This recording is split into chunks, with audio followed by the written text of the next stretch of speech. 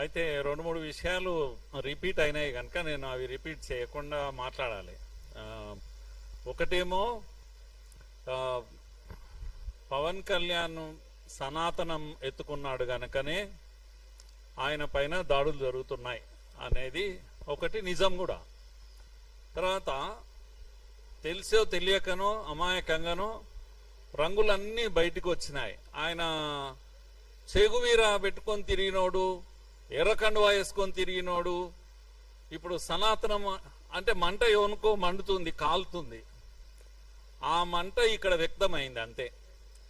ఎక్కడో కాలుతుంది చెప్పుకోలేక తెలంగాణ వ్యతిరేక ఉద్యమంగా మార్చే ప్రయత్నం చేశారు. ఓపెన్గా చెప్పాలంటే ఇది తెలంగాణ ఆంధ్ర సమస్యనే కాదు, మళ్ళీ అందరు చెప్తున్నారు ఇది. మరి ఏం సమస్య అంటే కడుపు మంట సమస్య, కమ్యూనిస్టుల యొక్క కడుపు మంట సమస్య. అది ఓపెన్గా చెప్పాలని. అయితే వీడు కాటికి కాలు జాపుకున్న కమ్యూనిజం అని ఒక 30 ఏళ్ల క్రితమే పుస్తకం చదివిన.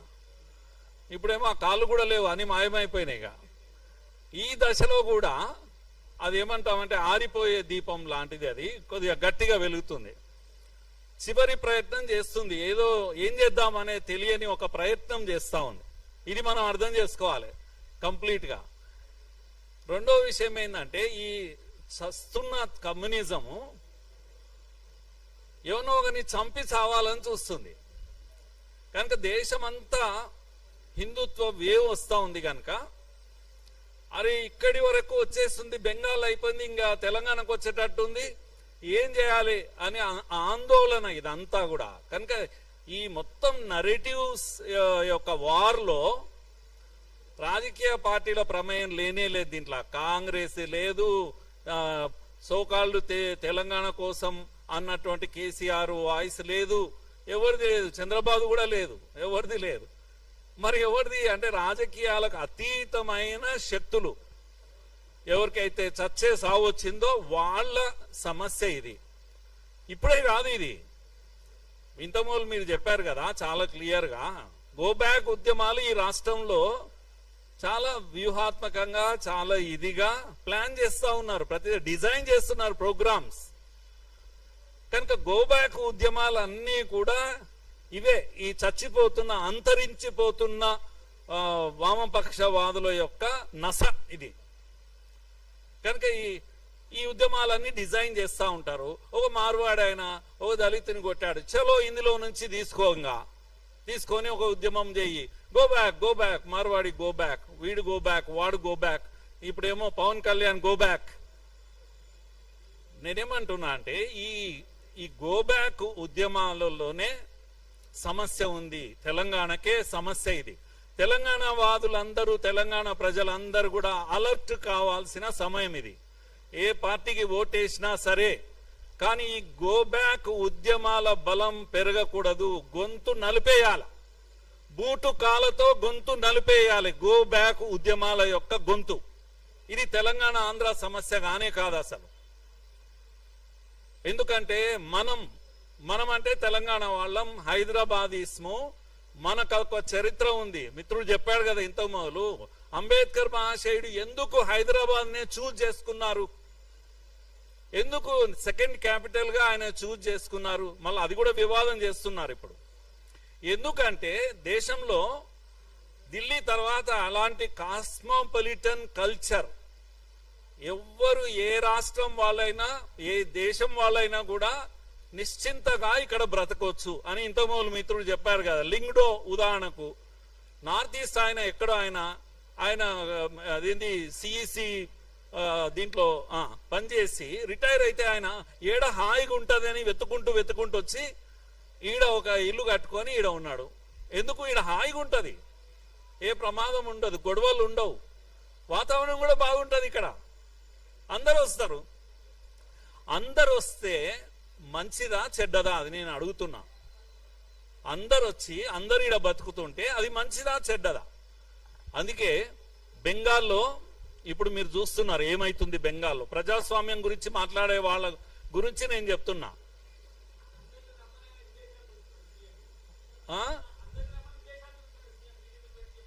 చెప్తున్నారు.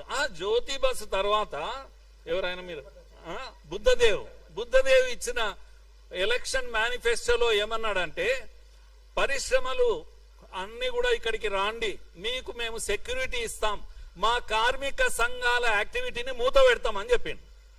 బెంగాల్లో ఈ అన్ని ఇండస్ట్రీస్ పరిగెత్తి వాపస్ వెళ్ళిపోతుంటే జ్యోతి బస్సు పాలనలో 20-25 ఏళ్ల తర్వాత సిపిఎం తీసుకున్న నిర్ణయం ఏంటంటే, అందరూ రాండి, మేము రక్షణ ఇస్తాం.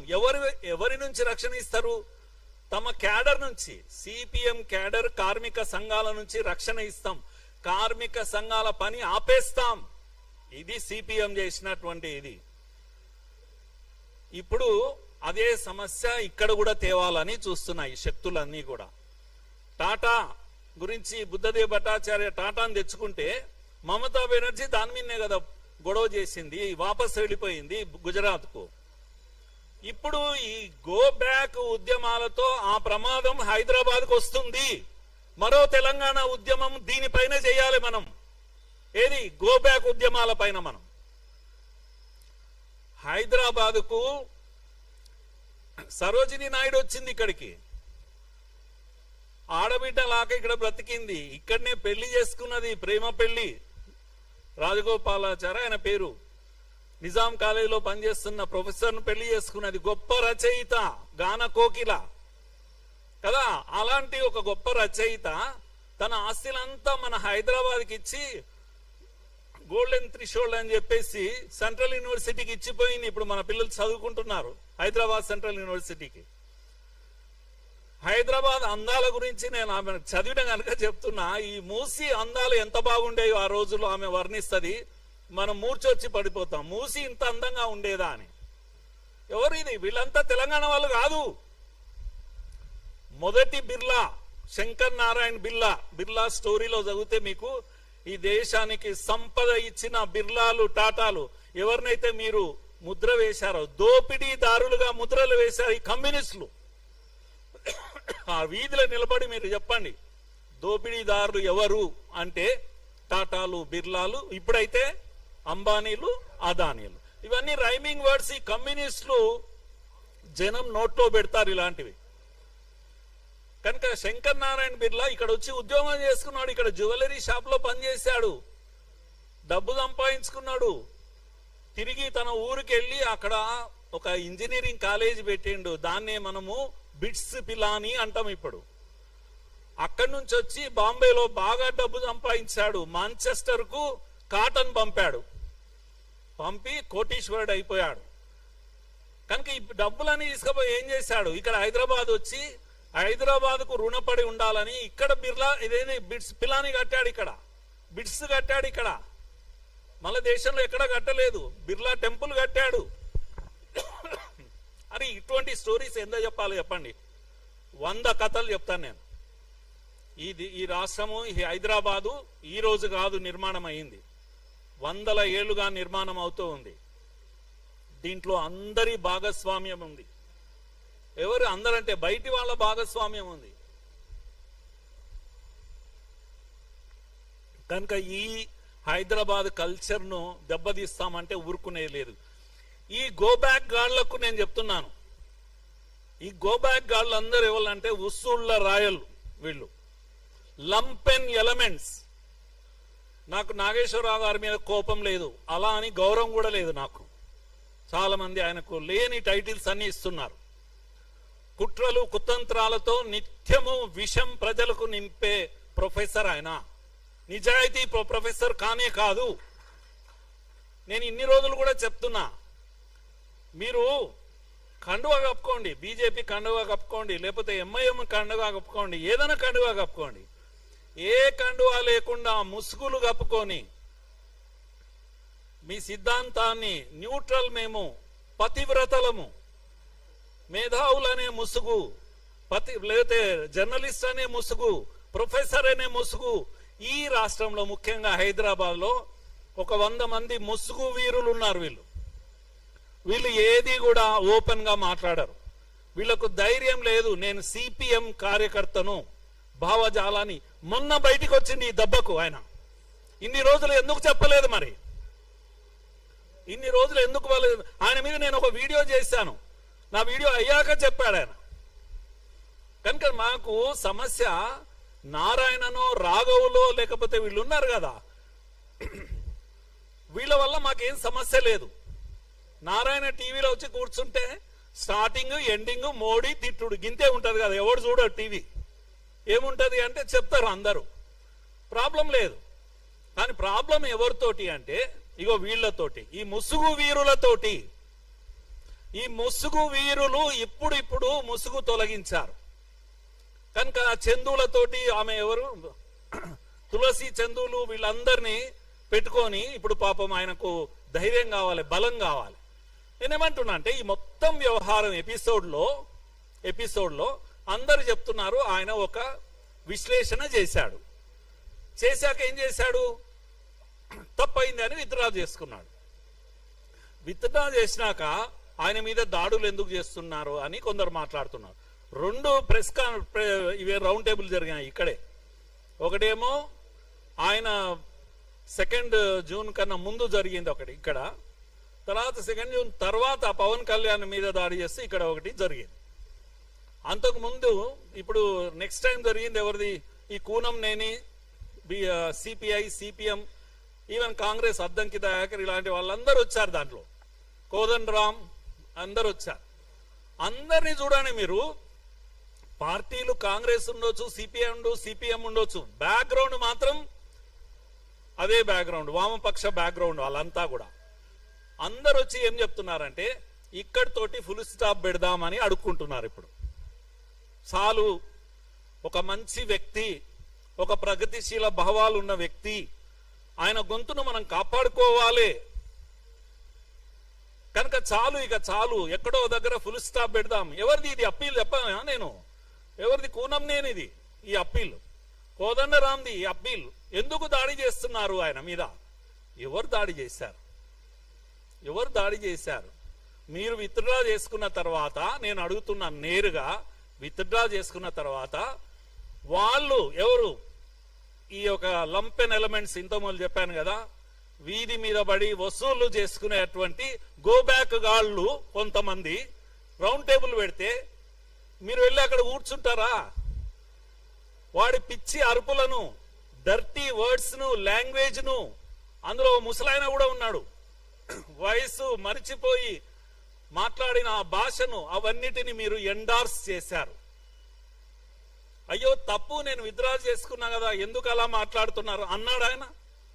లేదు, అనలేదే. కనుక ఇది ఇక్కడితో ఆగదు అని అంటున్నాను నేను, ఇక్కడితో ఆగేది కాదు. కనుక మన ఫైట్ ఎవరి మీదనంటే ఈ యొక్క పొలిటికల్ పార్టీస్ పైన కాదు, ఇది ఒక ఐడియాలజికల్ ఫైట్, ఇది సిద్ధాంతపరమైన పోరాటం. ఇది మనము బలమైన తెలంగాణ వాదులము, మనము బూటకపు తెలంగాణ వాదులు వచ్చి ఈరోజు తెలంగాణ వాదిని నెత్తికెత్తుకొని దీనికి రాజకీయ రంగు రూస్తా ఉన్నారు. తెలంగాణ అనే భావన ఏదైతే ఉందో అది పవిత్రమైనది. ఎవడంటే వాడు వచ్చి అడ్డంగా వాడుకుంటామంటే చూస్తూ ఊరుకునేది లేదు. కనుక ఇంత మొదలు శశి చెప్పాడు కదా, కేసీఆర్ ఉద్యమంలోకి రాకముందు నుంచి 94లోనే మేము ఇక్కడ ఈ గోదావరి నుంచి శ్రీశైలం వరకు సస్యశ్యామల యాత్ర తీశాం మేము. కనుక కేసీఆర్ కు ఆలోచన రాలేదు అప్పటికి, ఇంకా పవర్ ఎంజాయ్ చేస్తున్నారు అప్పుడు. అంతేకాదు 97లోనే బీజేపీ రెజల్యూషన్ కన్నా, కాకినాడ తీర్మానం కన్నా 1 year బిఫోర్ 97లోనే 97 బిగినింగ్ లో ఏబీవీపీ నెల్లూరులో తీర్మానం చేసింది, తెలంగాణ ప్రత్యేక రాష్ట్రంగా ఏర్పడాలి అని. ఇది ఏది దేశాన్ని, జాతీయవాదాన్ని నమ్మే ఏబీవీపీ నెల్లూరుకు వెళ్లి తీర్మానం చేసింది. ఆంధ్ర కార్యకర్తలను, ఏబీవీపీ కార్యకర్తలను కాన్ఫిడెన్స్ లోకి తీసుకొని తీర్మానం యునానిమస్ గా చేశాము. నేనే తీర్మానం పెట్టాను. ఆ తర్వాత బీజేపీ కూడా దాన్ని టేకప్ చేసింది. సో ఇలాంటి ఒక చరిత్ర ఉన్న వాళ్ళం మనము. కనుక తెలంగాణ వాదంలో అందరికన్నా ముందున్న వాళ్ళము మనమే. తర్వాత అందరూ జైన్ అయ్యారు, అది వేరే విషయం. దాంట్లో కారణాలు ఉన్నాయి. నేనేమంటున్నా, మీరు పెట్టిన ప్రెస్ కాన్ఫరెన్స్ లో ఎవరి కొరకు పెట్టారు? నాగేశ్వర్, అందుకే నేను ఇప్పటి నుంచి ప్రొఫెసర్ నాగేశ్వర్ను, మీరు దయచేసి ప్రొఫెసర్ అనకండి. ఆయన ప్రొఫెసర్గా ఆయన చరిత్ర కూడా బాగలేదు. ఆయన యూనివర్సిటీలో 10 గంటలకు వచ్చి పాఠం చెప్పుకొని పరిగెత్తాలి, ప్రైవేట్గా చాలా కాలేజెస్లో క్లాసులు ఇవ్వాలి, డబ్బులు కలెక్షన్ చేసుకోవాలి, తర్వాత టీవీ 10లో కూర్చోవాలి, ఈవినింగ్ వరకు డబ్బు డబ్బు డబ్బు, ప్రతి నిమిషము డబ్బు, పాఠం చెప్పితే డబ్బు, మాట్లాడితే డబ్బు, మాట్లాడకుండా ఉండడానికి కూడా డబ్బు. ఇది డబ్బు కోసం ఎవరినన్నా అడగండి ఆయనను. ఆయన చేసే ప్రతి చర్య డబ్బు కోసమే, మాట్లాడేది అందుకోసమే, మాట్లాడకుండా ఉండడము అందుకోసమే, లెఫ్ట్ అండ్ రైట్ సంపాదన కోసమే జీవితాన్ని అర్పించాడు. అందుకే సిపిఎం చెప్పుకుంటే పైసలు రావని చెప్పుకోలేదు. ఎందుకంటే సిపిఎం సిపిఐకు మార్కెట్లో వాల్యూ లేదు, దానికి మార్కెటింగ్ లేదు, అందుకని చెప్పుకోలేదు. ఇప్పుడు పరువు కాపాడుకోవడానికి కండువా వేసుకోనికి రెడీ అయ్యాడు. ఎందుకంటే వైసీపీ కండువా కప్పుతున్నారు, లేకపోతే అది చెప్తే ఉన్న ఇజ్జత్ పోయేటట్టుంది. సో ఇవన్నీ నిజాలు కాదనలేను, కాదని చెప్పమను. కనుక మీరు పేటీఎం గీటీఎం అంటే నాకు చాలా బాధ అనిపిస్తుంది. నాగేశ్వరరావు పేటీఎం కాదు, ప్యాకేజ్ లెవెల్ మనిషి అతను. కనుక నాలుక ఎట్లయినా మడత పెట్టవచ్చు, డబ్బు సంపాదించవచ్చు. ఈ విద్య తెలిసినటువంటి గొప్ప స్కాలర్. అందుకే ఆయనను అంతగా గౌరవించాల్సిన పని కాదు. ఇప్పుడు జరుగుతున్నది అంతా కూడా, ఇప్పుడు ఆయన రంగు ఏదైతే ఉందో రంగు మారింది. సిపిఎం నాగేశ్వర్ అని చెప్పాలి దయచేసి, ప్రొఫెసర్ నాగేశ్వర్ కాదు, సిపిఎం నాగేశ్వర్ గా ఇప్పుడు అవతారం ఎత్తాడు. ప్రతిరోజు మీరు ప్రతి వీడియోలో నేను సిపిఎం నాగేశ్వర్ ను మాట్లాడుతున్నాను అని మాట్లాడాలి. అప్పుడు మీకు నారాయణకు ఒకటే వాల్యూ ఉంటది మార్కెట్లో, మాకేం ప్రాబ్లం ఉండదు. మీరు ప్రతిరోజు వాళ్ళు కూడా సిగ్గుపడతారు. మీరు ప్రతిరోజు మోడీని తిట్టండి దయచేసి, కానీ మీ పేరు సిపిఎం నారాయణ అని చెప్పండి, సిపిఎం నాగేశ్వర్ అని చెప్పండి, మాకేమీ ఇబ్బంది లేదు. సిపిఎం నాగేశ్వర్ కనుక ఇవన్నీ చూడాలి. కనుక నేను ఈ మధ్యలో పవన్ కళ్యాణ్ ఏం మాట్లాడు, నేను లీస్ట్ వరీడ్, అది ఇష్యూనే కాదు. అది అంత వరీ కావాల్సింది ఏంటంటే ఇది చివరి పోరాటం. నిజంగా కూడా హైదరాబాద్ లో బూటకపు తెలంగాణ వాదం వచ్చి రంగు ముసుగు వేసుకొని ప్రజలను తప్పుదారి పట్టించే ప్రయత్నం జరుగుతుంది. ఇన్ని గోబ్యాక్ ఉద్యమాల్లో నేను ఒక ప్రశ్న ఇస్తున్నా, గోబ్యాక్ గాళ్లకు ఏమని ప్రశ్న ఇస్తున్నా అంటే, మీరు బాగుందిరా భయ్, మీరు సమస్య తీసుకుంటున్నారు, పోతున్నారు, ఒక ఆయన పొలాలకు పోతాడు, ఇంకొక ఆయన దుకాణాలకు పోతాడు, ఈడికి పోతాడు, మైకు పట్టుకుంటారు, అరే చూడండి కబ్జా పెట్టిండు. అరే పవన్ కళ్యాణ్ అనేటోడు 10 ఎకరాలు కబ్జా పెడితే మీ పోయి ప్రభుత్వం మీద ఎందుకు ఉద్యమం చేయరు? రేవంత్ రెడ్డి మీద ఎవడు ఇవన్నీ ఆపాల్సింది? ప్రభుత్వం కదా, టార్గెట్ ప్రభుత్వాన్ని చెయ్యి, పవన్ కళ్యాణ్ కాదు. కబ్జా కోర్లు 1000 మంది ఉన్నారు. పవన్ కళ్యాణ్ అనే పేరు ఒక్కటే కాదు కదా, కబ్జా కోర్లు 1000 మంది ఉన్నారు ఈ హైదరాబాద్ లో. వాళ్ళను నువ్వు ఎక్స్పోజ్ చేయాలి. నీ ఉద్యమము రేవంత్ రెడ్డి మీద చేయాలి. ఎవడు రేవంత్ రెడ్డి మీద చేయడు. చాలా బ్యూటిఫుల్ అండర్స్టాండింగ్ ఉంటుంది గోబ్యాక్ వాళ్ళకు రేవంత్ రెడ్డికి. నేనేమన్నా గోబ్యాక్ మార్వాడీస్ అన్నప్పుడు వాళ్ళు మాట్లాడుతూ మార్వాడీలు ఇక్కడికి వచ్చారు, గుజరాత్ నుంచి వచ్చారు, దోపిడీ చేస్తున్నారు అంటే అది మళ్ళా అమిత్ షా కనెక్ట్ చేస్తారు అన్నాడు. అయితే గోకుల్ చాట్ లో వాడు చెప్పే సమస్యలు ఎట్లుంటాయంటే, అది క్యూఆర్ కోడ్ పెట్టాడు, వాడు దోపిడీ చేస్తున్నాడు. అరే ఇవన్నీ నేను చెప్తావు, లేకపోతే వీళ్ళ గోల్డ్ స్మిత్ ను వాళ్ళు గోల్డ్ తెచ్చుకున్నారు ఆ ఊర్లో యాదగిరి గుట్టలో, ఇవన్నీ చెప్తున్నాడు. మర్డర్ కూడా అయింది బిజినపల్లిలో, నిజంగా కూడా ఒక గోల్డ్ స్మిత్ మర్డర్ అయింది కదా. ఈడనేమో ఇది పెడతలేడు కదా, ఆడనేమో 10 కోట్లు 20 కోట్లు యాదగిరి గుట్టలో ఎత్తుకపోయిండు. వాడు ఇన్ని జరుగుతుంటే వాడు ముఖ్యమంత్రి అనేటోడు ఉన్నాడా ఈ రాష్ట్రానికి? హోమ్ మినిస్టర్ అనేటోడు ఉన్నాడా? ఆయనను ఎందుకు అడిగారు మీరు? ఎవరిని అడుగుతున్నారు మీరు? నేను డిబేట్లో అడిగాను నేను. కనుక ఈ గోబ్యాక్ వాళ్ళందరూ చివరి ఏడ దొరుకుతున్నారంటే దొంగలు, వాళ్ళ టార్గెట్ ఏంది అని అంటే హిందుత్వము, సనాతనము. కనుక అది విహెచ్పి అయినా, బీజేపీ అయినా, ఇంకేదైనా, పవన్ కళ్యాణ్ అయినా. కనుక వీళ్ళ టార్గెట్ ఇది సైద్ధాంతిక పోరాటం ఇది. దీంట్లో మనము ఈ యొక్క అప్పుడప్పుడు వాళ్ళు వీళ్ళు మాట్లాడిన మాటలు పట్టుకొని దాని మీద కాదు చర్చ కావాల్సింది. వీళ్ళను ఎక్స్పోజ్ చేయాలి, వీళ్ళ ముసుగులు తొలగించాలి, ఎవడు ఏందనేది చెప్పాలి. వాడెవడు శ్యామ్ అంటాడు, ఒకడు రామ్ అంటాడు, టైటిల్ తెలంగాణ అంటాడు. ఈడ తెలంగాణ పెద్ద పెద్ద ఉద్యమాలు ఆయన శశి చెప్తున్నాయి, 30 కేసులు 40 కేసులు. మా వాళ్ళు చాలా మంది ఉస్మానియాకి రాండి చెప్తాను, 70 కేసులు 80 కేసులు ఉన్న వాళ్ళు ఉన్నారు ఇప్పటికి కూడా. వాళ్ళంతా ఎక్కడ పోయిండు? శ్యామ్ గాడు, రామ్ గాడు, తోకగాడు తెలంగాణ అనే టైటిల్ పెట్టుకొని వచ్చి ఈ నాటకాలన్నీ ఏమాడుతున్నారు మీరు ఈ తెర మీద. అయ్యో ఈయన మైకు పట్టుకొని పోతాడు, ఈడ కబ్జా చేస్తాడు. అడుగు రేవంత్ రెడ్డి, ఎందుకు అడుగు? అసలు కేసై ముందు కేసై మొత్తం ల్యాండ్ గుంజుకోండి. తెలంగాణ ప్రభుత్వం ఎందుకు ఓన్ చేసుకుంటా లేదు? పవన్ కళ్యాణ్ కబ్జా చేసిన ల్యాండ్ను పోయి ఎందుకు కబ్జా చేస్తా, ప్రభుత్వం ఎందుకు స్వాధీనం చేసుకుంటలేదు? నా ప్రశ్న అది. కనుక ఇష్యూ పవన్ కళ్యాణ్ ఎందుకైతే ఇష్యూ కబ్జా కోర్లది. కబ్జా కోర్లను మాట్లాడి ఇంకోటి, కబ్జా కోరు పవన్ ఒకడే ఉన్నాడా? పవన్ లోపలేయండి, ఇంకో 10 మంది పవర్లు ఉన్నారు కదా, వాళ్ళని ఎందుకు పట్టుకోరు మీరు? కనుక మీ ఇంట్రెస్ట్ వేరే ఉంది, మీ రంగు వేరే, మీ రుచి వేరే, మీ కథనే వేరే. మీరంతా కూడా లంపెన్ ఎలిమెంట్స్, వసూలుగాళ్ళు, వీధి వసూలు చేస్తుంటారు చూడండి, అడ్డా వసూలు. ప్రతిసారి ఒక అడ్డాను సెలెక్ట్ చేసుకుంటారు, అడ్డాను సెలెక్ట్ చేసుకొని అడ్డాలో ఉన్న వాళ్ళని భయపెడతారు. కనుక ఎవడన్నా అక్కడి నుంచి వస్తున్నాడు, ఆంధ్రోడు కబ్జా, ఈ పదమే భయపెట్టే పదం. కనుక ఆంధ్రోడు ఏం చేయాలి? లోపల వానికి పైసలు ఇవ్వాలి. అంతా కాంప్రమైజ్ అయిపోతాయి కేసులన్నీ కూడా. మళ్ళీ ఎక్కడ పోతావో తెలియదు. ఏమైంది? మార్వాడీలు అందరూ వెళ్ళిపోయిన హైదరాబాద్ లా అందరూ ఆనే ఉన్నారు కదా, ఒక్కని కూడా బయటికి పంపలేదు. మరి ఎందుకు మానినరు మీరు? ఉద్యమము ఎందుకు ఆపేశారు? ఎంత ముట్టిందన్నా చెప్పాలి, మేము కోర్టులో ఎన్ని కేసులు వేసినామన్నానే చెప్పాలి, లెక్క చెప్పాలి మాకు. కనుక ఈ చెరువు కబ్జాది ఇప్పుడు అయిపోదు బిడ్డ, మిమ్మల్ని నిలదీస్తాం మేము. ఏం చేసినావు దాన్ని? పవన్ కళ్యాణ్ తోటి లాక్కున్నావా లేదా? లేకపోతే నిన్ను పట్టుకుంటాం. ప్రతిసారి ఇష్యూ ఎత్తడము, కలెక్షన్ చేసుకొని నోరు మూసుకుంటామంటే ఊరుకుంటామైంది. మీ రంగు బయట పెడతాం. కనుక ఇది మజాక్ కాదు. తెలంగాణ అనే పదాన్ని ఎవడంటే వాడు అడ్డంగా వాడుకోనికే. మేమున్నాం కాపలాదారులం అందరము, మేమే అసలైన తెలంగాణ వాదులం. Thank you.